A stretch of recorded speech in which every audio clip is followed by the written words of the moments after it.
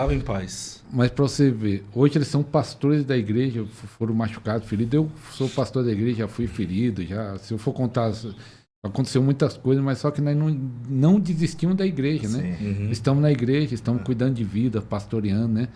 Que é o chamado, né? E às vezes disse que onde você é ferido, você é usado para trazer cura. Para trazer cura. Então você passou tudo isso. Passei. Ainda quis ser pastor? Ainda. Ainda quis ser pastor. Corajoso, né? Daí o pastor hoje. Junto comigo ainda. Fez o pastor Dani fez meu casamento, né? O religioso, né? Que o pastor Dani ia fazer o civil. Eu ia com o pastor dele, eu ia fazer o civil, né? E ele o religioso. Ele o religioso, com efeito civil, né? E o pastor fez o religioso e o pastor hoje. O pastor Edmilson fez o religioso. Que ele nem morava em Ribeirão, não morava em Santo André, né? Ele era do. Tava no Paraná ainda, eu acho, né? Paraná. Deus trouxe lá do Paraná e ele falou: eu vim lá do Paraná fazer seu casamento que Deus pediu para fazer seu casamento. Foi tremendo. Foi tremendo.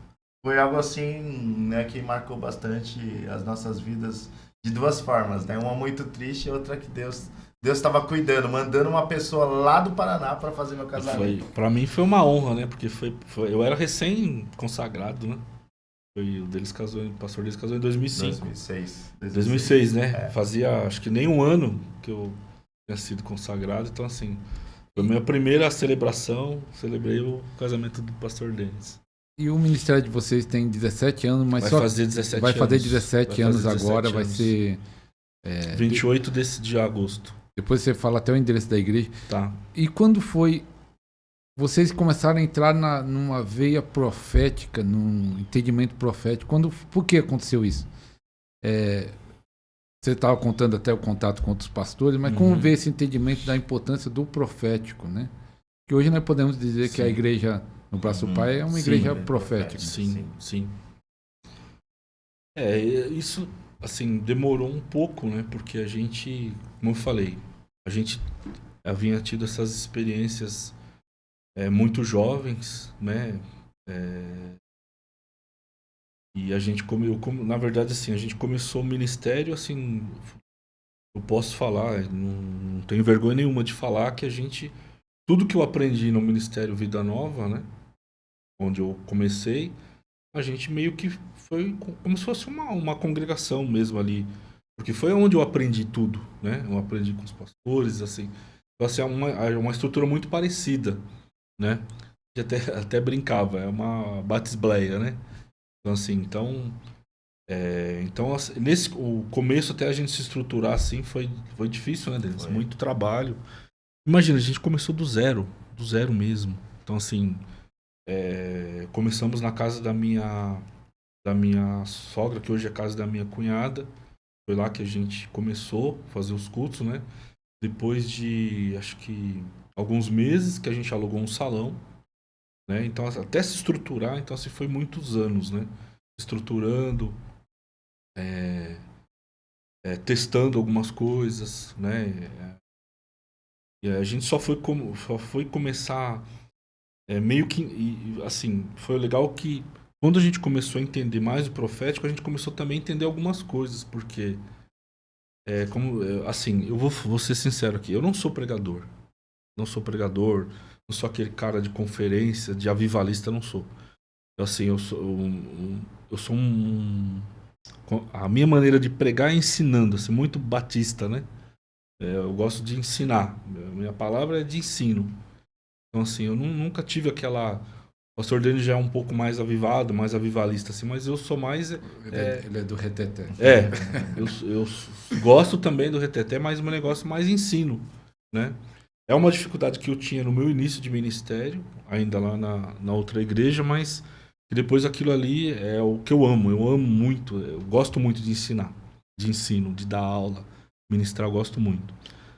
E assim, daí quando a gente começou a ter contato com o profético, foi depois eu creio que mais ali, né, pastor, quando a gente foi nesse encontro lá em Campinas, lá com o Benihim, daí a gente começou a andar com Engel e conhecer mais, que foi ativando algumas coisas que a gente já tinha, só que aquilo ali estava meio parado, né?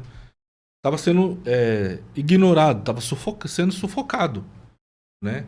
Mas algumas coisas a gente começou a entender, poxa, então é por isso que a gente, né, é uma pegada diferente. A gente não é uma comunidade assim muito tradicional assim. A gente são meio doido, para falar a verdade, né?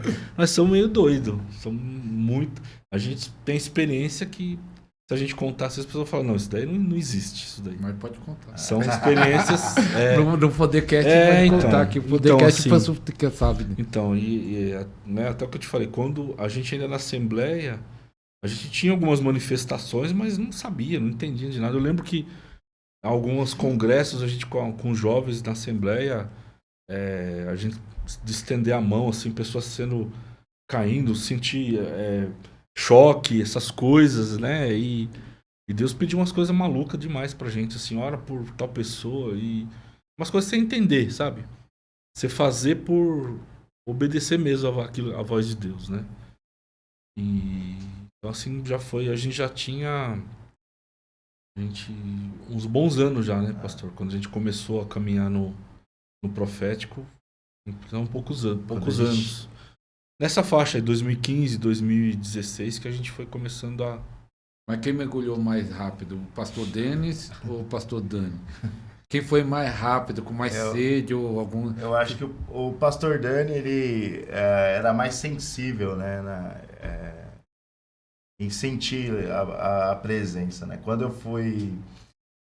eu lembro nesse congresso do Benihim, né? Foi algo para mim ainda que marcou bastante a minha história ali no Benihim, junto com o Engel e tal. E na hora que o Benihim estava ministrando, e daí na hora que ele ministrou, eu caí no chão. Falei, meu Deus, não tinha muito essa, né, ainda, né, de cair, né? Na hora que o Engel desceu e começou a ministrar, e ele falou assim, olha, começa a ministrar uns nos outros, né? Daí eu vi, tinha um grupo de pastores assim, eu falei, rapaz, se é para testar, vou testar agora. Daí tinha um grupo de pastores, na hora que eu soprei sobre os pastores e todos eles caíram, eu falei, meu Deus do céu, né? Daí nisso eu comecei a mergulhar mais fundo, né? Que daí eu falei, olha, eu preciso buscar mais Deus nessa área, né? E começou aí o ministério de cura, né? Eu tinha passado a madrugada inteira orando, né? E nesse dia o pastor Edmilson, que foi esse que fez meu casamento, ele estava ministrando e ele falou assim, olha, eu tô sem o movimento desse braço, perdi o movimento do braço né, e tal, e eu ali tinha passado a noite orando, a noite inteira orando, e Deus tocando e falando para mim assim, ó, vai lá e toca no braço dele. Vai lá e toca no braço dele, vai lá e toca no... Ele ministrando a palavra ainda, daí eu chorando muito, compulsoriamente, assim... Daí eu fui lá e toquei. Eu só toquei no braço dele. Na hora que eu toquei no braço dele, ele começou a mexer o braço. Ele falou, fui curado. Daí começou, meu Deus, né? Deus tem algo poderoso. Daí nessa época começou muitas pessoas ser curadas nessa época. A gente ia em vários lugares, assim, Deus começou a curar, fazer grandes operações de cura, mas também foi machucado também com relação à cura também. Que a gente estava numa igreja, o pastor Dani, eu acho, tinha ido ministrar, né, nessa igreja, e me chamaram para uma oração de cura lá e trouxeram uma mulher no colo. Não sei se o pastor Dani vai lembrar disso, mas trouxeram uma mulher no colo e essa mulher estava completamente apagada, não tinha reação nenhuma de vida, assim, e falou assim, olha, ora por ela aí, você não cura, você não ora por cura, então ora por ela. Eu orei por ela, por essa mulher, e nada aconteceu. Eu falei, meu Deus, né? Tive tanta experiência, né? E nada aconteceu. E aquilo ficou marcado, porque vários pastores falaram assim, você não tem uma unção de cura? Ora por ela. Daí, depois de algum tempo, eu praticamente quase um ano sem ver aquele pastor, eu machucado com relação à cura. Falei, não oro mais para ninguém com relação à cura, né? Eu vou ficar na minha. Daí esse pastor chegou e falou assim, você não acredita. Fazia um tempo que eu não via ele. Ele falou assim, olha... Você orou por aquela mulher, depois de 3 dias, aquela mulher voltou totalmente restaurada. Ela voltou a ser uma mulher completamente normal. Mas a gente não entendia muito o processo de cura ainda, né? Era muito novo, não Muito entendia. novo, muito novo. Então isso foi crescendo, a gente foi aprendendo um pouco com cura, mas foi algo assim poderoso, extraordinário, né? Algo que Deus nos levou a entrar dentro do quarto, né? Daí foi a questão de ter essa busca, né? Essa busca por Deus, essa fome por Deus. Comecei a me trancar dentro do meu quarto e comecei a buscar mais e mais e mais de Deus. E eu senti que toda vez que eu mergulhava dentro do meu quarto, que eu buscava Deus ali no secreto, eu via Deus se mover de uma forma sobrenatural. Né? Daí, depois de um tempo para cá, a gente foi em algumas igrejas, assim, Deus nos usou poderosamente com cura. Eu lembro. O ministério da libertação é fundamental. Muitas pessoas estão presas em feitiçaria, presas em maldições familiares, presas no pecado, no vício. E Deus está levantando uma geração forte para libertar os que estão cativos, porque a Bíblia fala: para isso se manifestou o Filho de Deus, para desfazer as obras do diabo. Então Deus está levantando a sua igreja para libertar os que estão presos, e Deus quer levantar a sua vida, Deus quer levantar o seu ministério. O tempo está acabando, estamos nas últimas horas, nos últimos minutos. Deus quer levantar um ministério de libertação forte. Por isso, aproveita agora, aproveita esse super promoção, super oferta, 10 e-books sobre cura e libertação. Aproveita enquanto há tempo, aproveita essa oferta. Link na descrição, vai durar pouco tempo.